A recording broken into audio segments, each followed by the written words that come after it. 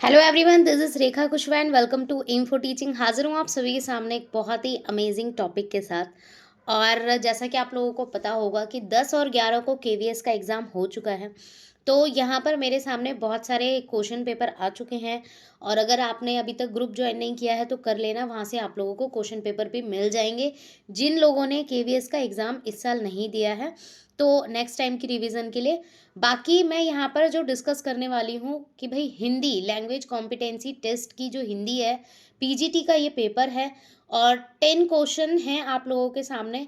और कौन सा क्वेश्चन आप लोगों का सही रहेगा, मतलब हुआ होगा या नहीं हुआ होगा, तो एक बार रीचेक आप लोग कर लेंगे इस क्लास के थ्रू।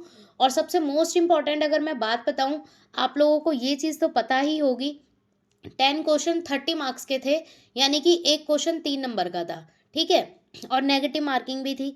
तो यहाँ पर आप लोगों को श्योर एक तरीके से होना पड़ेगा कि कौन से क्वेश्चन हमारे सही थे, कौन से हमारे क्वेश्चन गलत थे। ठीक है, तो उसके लिए एक आइडिया या मतलब आप लोग लगा ही लेंगे कि हमारे हिंदी में कितने मार्क्स आए कितने नहीं। तो उसके हिसाब से मैं ये 10 के 10 क्वेश्चंस आप लोगों के सामने शो भी कर रही हूँ कि ये क्वेश्चंस थे। हालाँकि इसकी जो पीडीएफ है वो ग्रुप में है, आप लोग वहाँ से देख लेना। यहाँ पर क्लियर अगर नहीं दिखाई देगा तो यहाँ पर बस मतलब एक तरीके से हिंट के तौर पे मैंने यहाँ पर ये मतलब मैं आप लोगों को व्यू दिखा रही हूँ कि क्वेश्चन में या किस तरीके के क्वेश्चंस आए थे। ठीक है, तो सबसे पहले 91 क्वेश्चन पर चलेंगे। कपीश का संधि विच्छेद बताना है यहाँ पर। तो कपीश का संधि विच्छेद नॉर्मली आप लोगों को पता ही होगा, संधि विच्छेद का टॉपिक एवरी टीचिंग एग्जाम में आता ही है। तो यहाँ पर जो सही करेक्ट आंसर रहेगा इसका रहेगा हमारा एक तरीके से कपि प्लस ईश, यानी कि सेकंड ऑप्शन रहेगा जिसमें दीर्घ संधि है, इस बात को भी याद रखेंगे। ठीक है, सेकंड ऑप्शन बिल्कुल करेक्ट है 110%। तो आप लोगों का अगर सेकंड क्वेश्चन सही है, यानी कि आप लोगों ने सही किया था, बुकलेट में आप लोगों ने सेकंड ऑप्शन बिल्कुल सही किया हुआ है, तो वेल एंड गुड है। चलिए नेक्स्ट क्वेश्चन पर बढ़ते हैं। नेक्स्ट क्वेश्चन है हमारे सामने, क्षण में नष्ट होने वाला के लिए कौन सा शब्द सही होगा। यहाँ पर ऑप्शन है क्षण मात्र, क्षण भर, क्षणिक या क्षण भंगुर। तो यहाँ पर सही आंसर इसका फोर्थ ऑप्शन होगा। और यहाँ पर जो जिस कैंडिडेट का ये क्वेश्चन पेपर है मेरे सामने, उन्होंने ये ऑप्शन गलत कर दिया है। फोर्थ ऑप्शन सही होगा, क्षण भंगुर बोला जाता है जो क्षण में नष्ट हो जाता है, उसके लिए करेक्ट जो वर्ड है वो यूज होगा क्षण भंगुर। ठीक है, देन है हमारे सामने 93 क्वेश्चन की ओर बढ़ते हैं। 93 क्वेश्चन है हमारे सामने, व्याकरणिक दृष्टि से सही वाक्य का चयन कीजिए। ठीक है, तो क्वेश्चन पेपर अगर आप लोगों के पास होगा तो आप लोग वहाँ से मैच कर सकते हैं। तो यहाँ पर अगर आप लोगों को क्लियरली नहीं दिखाई दे रहा उसके तौर पर, अब 93 में जो सही आंसर होगा वो देखो, यहाँ पर जो भी ये कैंडिडेट हैं जिन्होंने ये सही मतलब कि कर रखा है टिक, बिल्कुल सही आंसर है ये। देखिए फर्स्ट ऑप्शन, तो मतलब वाक्य या व्याकरणिक दृष्टि क्या होता है, नॉर्मली वाक्य को एक करेक्ट स्टेटमेंट देना कि कौन सा जो सब्जेक्ट यानी कि जो करता है वो पहले आएगा, और ऑब्जेक्ट यानी कि जो भी वस्तु है या जिस तरीके से जो व्याकरणिक दृष्टि से जो वाक्य बनता है वो किस तरीके से सही होगा, तो वो यहाँ पर बताना है। फर्स्ट ऑप्शन बिल्कुल गलत है, नत नित शोध होते हैं क्षेत्र के ज्ञान के। ठीक है, बिल्कुल गलत।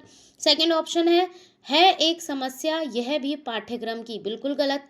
थर्ड ऑप्शन है पाठ्य सामग्रियों का होना चाहिए पुनरीक्षण, ये भी गलत है। फोर्थ ऑप्शन सही है बिल्कुल यहाँ पर, ज्ञान की रचना में विद्यार्थियों की सक्रिय भागीदारिता या भागीदारी हो। तो करेक्ट आंसर यहाँ पर फोर्थ ऑप्शन होगा। जिसने भी फोर्थ ऑप्शन टिक किया है बिल्कुल सही है, आप लोगों के 3 मार्क्स यहाँ पर भी बन जाएंगे। देन है यथोचित का समासिक विग्रह बनाना है या बताना है। तो यहाँ पर जिस कैंडिडेट ने ये फर्स्ट ऑप्शन चूज किया है वो मतलब कि गलत है।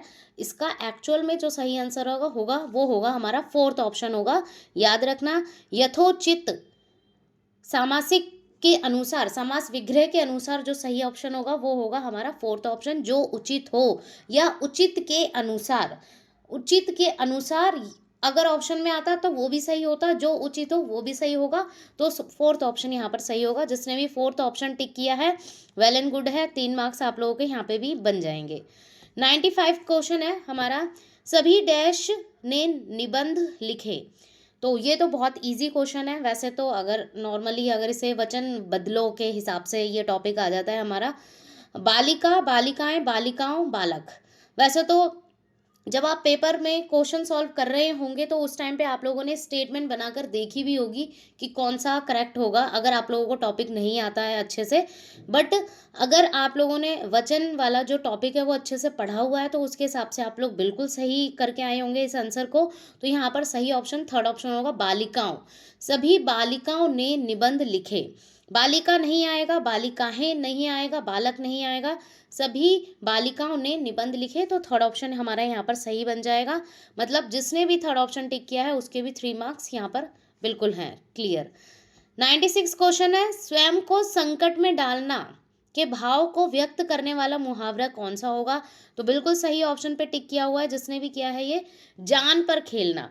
तो नॉर्मली आप लोगों ने ये मुहावरा बचपन से आप लोग कहीं ना कहीं जब भी ये हमारा मुहावरा वाला टॉपिक जिस क्लास में स्टार्ट हो जाता है वहां पर ये सारी चीजें अच्छे से मतलब कि समझ आना स्टार्ट हो जाता है। और ये तो आज के टाइम पे अगर हिंदी का जो टॉपिक है वो कहीं ना कहीं हम नॉर्मल अपनी लाइफ में भी यूज़ करते हैं इन सब चीज़ों को।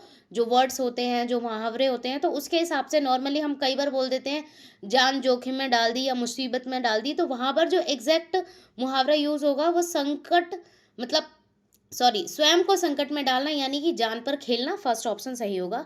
कट टू क्लियर यहाँ पर बात हो गई। फर्स्ट ऑप्शन जिसने भी टिक किया था सही है। 97 क्वेश्चन है हमारे सामने, निम्नलिखित वाक्यों के लिए सही विराम चिन्हों का चयन कीजिए। तो ये यहाँ पर जिसने भी थोड़ा सा मतलब विराम चिन्ह वाला टॉपिक थोड़ा सा ये होता है ना कि हम भूल जाते हैं बार बार, क्योंकि as a Hindi Hindi teacher बहुत सारे टीचर्स को ही ये नॉर्मली पता ही होता है और कई बार कंफ्यूजिंग भी हो जाता है। बट ठीक है, आप लोग इतना डिटेलिंग में नहीं जानते होंगे तो यहाँ पर इस क्वेश्चन में आप लोग गड़बड़ कर दी होगी आप लोगों ने पक्का। बट जिसने नहीं किया वेल एंड गुड है। तो यहाँ पर देखो फर्स्ट ऑप्शन बिल्कुल सही है जिसने भी यहाँ पर टिक किया है। हमने अभी तक पाठ्यचर्या, पाठ्यक्रम और पाठ्य सामग्री पर चर्चा की है। तो सबसे पहले तो कॉमा आएगा, ठीक है, क्योंकि जब 3 चीज़ें हमारे सामने इस तरीके से और के हिसाब से दे रखी होती हैं और थोड़ा राइमिंग करके तो नहीं बोलूँगी मैं इस चीज़ को, मतलब मिली जुली चीज़ें होती हैं जो हमारी किसी ना किसी एक पर्टिकुलर कैटेगरी की होती हैं, तो वहाँ पर कॉमा लगा के उस चीज़ को कंप्लीट किया गया है। और लास्ट में जो पूर्ण विराम है उससे ये वाक्य है वो पूरा कंप्लीट हो जाएगा। तो सही आंसर हमारा इसका फर्स्ट ऑप्शन है, कॉमा और ये नॉर्मली इसे पूर्ण विराम कहते हैं, ठीक है। तो यहाँ पर फर्स्ट ऑप्शन जिसने भी टिक किया होगा बिल्कुल वेल एंड गुड है। 98 क्वेश्चन में है, वर्तनी की दृष्टि से सही शब्द चूज करना है। स्वास्थ्य यहाँ पर 4 तरीके से लिखा हुआ है। तो सही आंसर यहाँ पर जिसने भी टिक किया है फर्स्ट ऑप्शन बिल्कुल सही है, स्वास्थ्य हमारे फर्स्ट ऑप्शन के हिसाब से बिल्कुल सही होगा, ठीक है। जल का पर्यायवाची यहाँ पर इस बच्चे ने बिल्कुल गलत कर दिया है। जल का पर्यायवाची शब्द गलत है यहाँ पर। जल का पर्यायवाची शब्द सरोज नहीं होता है। सरोज और सरोवर ये एक जो कमल होता है हमारा, जो एक तरीके से फूल होता है कमल, ठीक है, लोटस जिसे हम कहेंगे, उसका पर्यायवाची शब्द है ये, ठीक है। तो सरोवर नहीं होगा, सरोज नहीं होगा, सरोज भी नहीं होगा, सलिल होगा। तो फोर्थ ऑप्शन यहाँ पर सही होगा, इस बात को याद रखेंगे, सलिल होता है। और बचपन में आप लोगों ने छोटे मोटे ऐसे नीर पे और नीर भी बोला जाता है, ऐसे तो ऑप्शन हम इजीली कर लेते हैं, बट ये थोड़ा डिफिकल्ट, थोड़ा हाई मॉडरेट पीजीटी लेवल के हिसाब से था। तो सलील यहाँ पर सही आंसर होगा, जिसने भी सलील किया है बिल्कुल सही। लास्ट क्वेश्चन है, मेरे विद्यालय का डैश बहुत सुंदर है। तो यहाँ पर जिस बच्चे ने थर्ड ऑप्शन पे टिक किया है बिल्कुल सही है। उपयुक्त वाक्य में रिक्त स्थान की पूर्ति करनी है। तो जिसने भी भवन भरा है बिल्कुल सही है। भावन नहीं होगा, भ्रमण नहीं होगा, भवन होगा। भवन यानी कि बिल्डिंग, एक स्ट्रक्चर, एक मकान जिसे हम कह सकते हैं। तो थर्ड ऑप्शन बिल्कुल सही है, भवन। मेरे विद्यालय का जो भवन है वो बहुत ही सुंदर है, ठीक है। तो जिसने भी थर्ड ऑप्शन टिक किया है बिल्कुल सही है। अब आप लोग मुझे कमेंट सेक्शन में बताना कि किसके 10 में से कितने क्वेश्चन सही हैं और कितने नहीं हैं, और उस हिसाब से आप लोग आइडिया लगा सकते हैं। सबसे मोस्ट इंपॉर्टेंट बात भाई, नेगेटिव मार्किंग थी। नेगेटिव मार्किंग के हिसाब से तो बहुत थोड़ा डिफिकल्ट हो जाएगा ये। बट कमेंट सेक्शन में ज़रूर बताना किसके कितने सही हुए हैं और किसके कितने नहीं हुए हैं। और डिमोटिवेट नहीं होना है, वेट करेंगे रिजल्ट का और फिर आगे तो कंटिन्यू करते रहना है। तो मिलते हैं नेक्स्ट क्लास में। Keep learning, thanks for watching. Subscribe कर लेना भाई, क्लासेस स्टार्ट हो रही हैं रेगुलर। और आगे मैं इंग्लिश का भी लेकर आऊँगी। शाम तक थोड़ा कोशिश करूँगी कि मैं इंग्लिश का भी पूरा जो है 10 क्वेश्चन का वो आप लोगों को क्लियर कर दूँ। So keep learning.